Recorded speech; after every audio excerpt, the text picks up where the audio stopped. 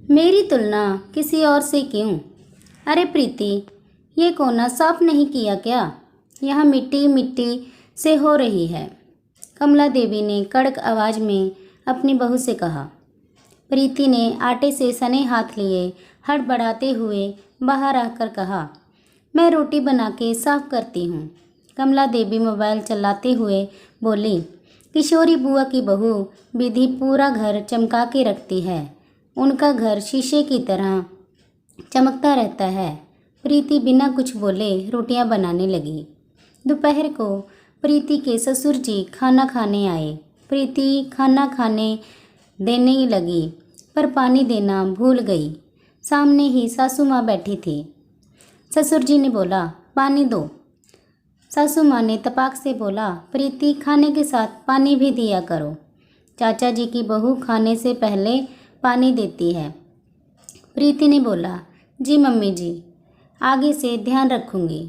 अगले दिन रोहित नहाकर निकला और उसने बाथरूम को ऐसे ही गीला छोड़ दिया। कमला देवी ने तुरंत अपनी बहू से कहा, रोहित के निकलने के बाद कपड़े से बाथरूम की टाइल साफ कर दिया करो। बड़े मामा जी की बहू दीपिका का बाथरूम सूखा रहता है। गीले बाथरूम से राहु खराब हो जाता है। प्रीति ने बोला, मम्मी जी, अभी तो रोहित जी का टिफ़िन तैयार कर रही हूँ, इसके बाद साफ कर दूँगी।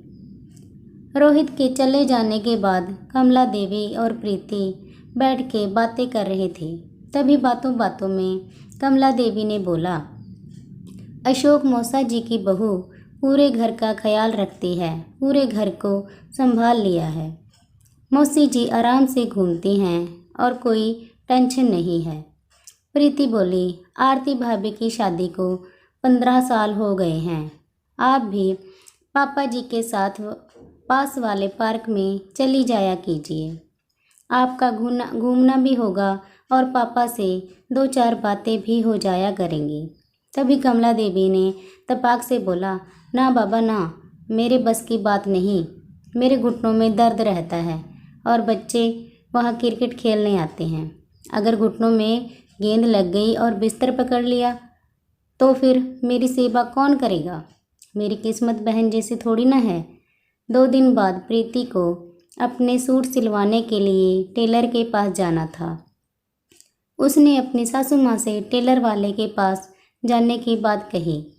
कमला देवी ने तपाक से बोला, अरे सामने वाले की बहू तो खुद अपने हाथ से ब्लाउज और सूट सिलती है।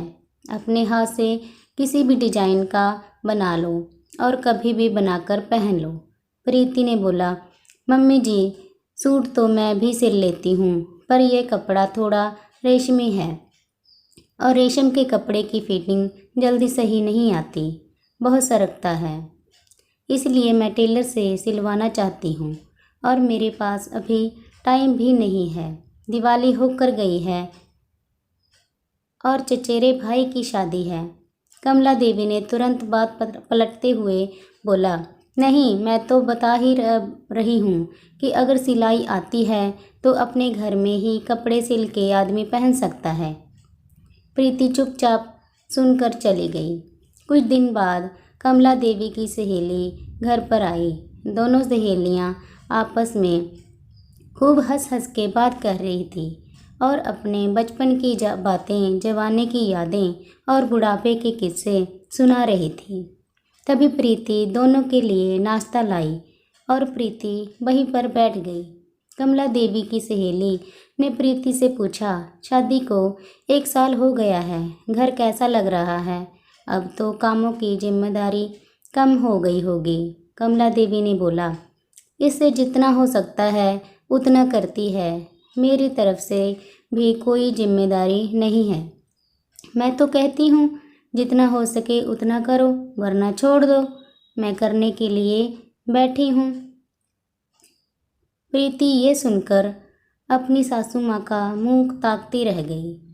कमला देवी की सहेली के जाने के बाद सासू माँ बोली, इनकी दोनों बहुएं बहुत ही लायक हैं, बहुत ही समझदार हैं। पूरे घर की जिम्मेदारी अपने सर पे ले ली है और इसे पूरी जिम्मेदारी से मुक्त कर दिया है। हाथ में बैठे बैठे खाना देती है, पानी देती है और देखने में भी बहुत सुंदर है। सर्वगुण संपन्न घर की है, पर घमंड जरा सा भी नहीं है।